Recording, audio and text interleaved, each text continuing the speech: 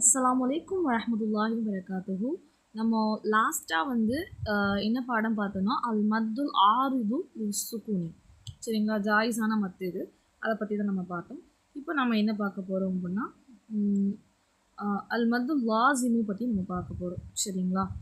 போன மத்தில் நம்ம என்ன செஞ்சோம் அப்படின்னா, போன மத்துடைய பாடத்தில், அதாவது வக்ஃபு செய்யக்கூடிய இடத்துல மத்துடைய எழுத்து வந்தால் எப்படி நீட்டணும் அப்படிங்கிற மாதிரியான விஷயங்களை பார்த்தோம். ஸோ இதில் நாம் என்ன பார்க்க போகிறோம் அப்படின்னா அல் மத்துல் லாசிமு, சரிங்களா? அல் மத்துல் லாசிமு பற்றி பார்க்க போகிறோம். அல் மத்துல் லாசிமுன்னா என்ன அப்படின்னா, மத்தோட எழுத்துக்கு அப்புறமா அதே வார்த்தையில் அல்லது அதே எழுத்தில் சேர்த்து படிக்கும்படி போது நிறுத்தி படிப்பது, சேர்த்து படிக்கும் போதும் நிறுத்தி படிக்கும் போதும் சுக்கூன் வருவதற்கு மத்துல் லாசிம் அப்படின்னு சொல்லுவாங்க.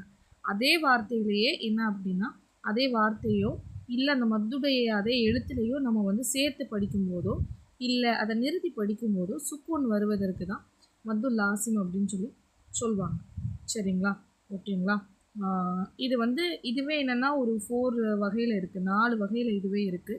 இந்த 4 வகையை நம்ம படிக்கும்போது தான் தெரியும். இது மத்துல் லாசிம்னா நம்ம இப்படி சொன்னதுனால நமக்கு புரியும்லாம் இல்லை. மத்துல் லாசிமே இந்த 4 வகையை படித்தாதான் நமக்கு புரியும். ஸோ இந்த 4 வகையை படிப்போம். அதுக்கு முன்னாடி இந்த வகையை பற்றி நம்ம ஒரு தடவை ரீட் பண்ணிக்கலாம், சரிங்களா? மத்துல் லாசிம் 4 வகைப்படும். அதில் முதலாவது வகை என்ன அப்படின்னா அல் மத்துல் லாசிமுல் கலிம இல் முசக்கிலி, சரிங்களா? அதுக்கடுத்து என்ன அப்படின்னா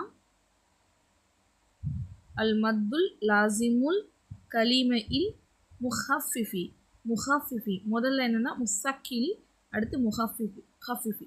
முசக்கில் அப்படின்னா கடினமானது, சரிங்களா? கடினமான வார்த்தைகள் என்று கூறுவார்கள். முசக்கில்னா கடினமான, அல் கலிமி அப்படின்னா வார்த்தைகள், கடினமான வார்த்தையை கொண்டு வருவது. முஹஃபிஃப் அப்படின்னா இலகுவா உள்ளதுன்னு சொல்லுவாங்க, சரிங்களா? இலகுவான வார்த்தைகள் அப்படின்ட்டு அதெல்லாம் பார்க்கலாம், அந்த மத்தில் பார்க்கும்போது தெரியும். அல் மத்துல் லாசிமு மூணாவது வகை என்னென்னா அல் மத்துல் லாசிமுல் ஹர்ஃபஇல் முசக்கில். ஹர்ஃப்னா எழுத்தை கொண்டு, கடினமான எழுத்து கொண்டு, முதல்ல உள்ளது வார்த்தையை கொண்டு, இது எழுத்தை கொண்டு, சரிங்களா? அதே போல் இலகுவான எழுத்தை கொண்டு வர்றது ஒரு மத்து, அதாவது அல் மத்துல் லாசிமுல் ஹர்ஃபஇல் முஹஃபிஃபி, சரிங்களா? இதுதான் மத்துடைய வகையில், அல் மத்துல் லாசிமோட வகையில் 4 வகையில் இதுவும் ஒவ்வொரு வகைகள், சரிங்களா? இது எல்லாத்தையும் பார்த்துக்கோங்க. இதை வச்சு தான் நம்ம இனிமேல் படிக்க போகிறோம். ஸோ இதை நோட் பண்ணிக்கோங்க. அஸ்ஸலாமு அலைக்கும் வரஹ்மத்துல்லாஹி வபரகாத்துஹு.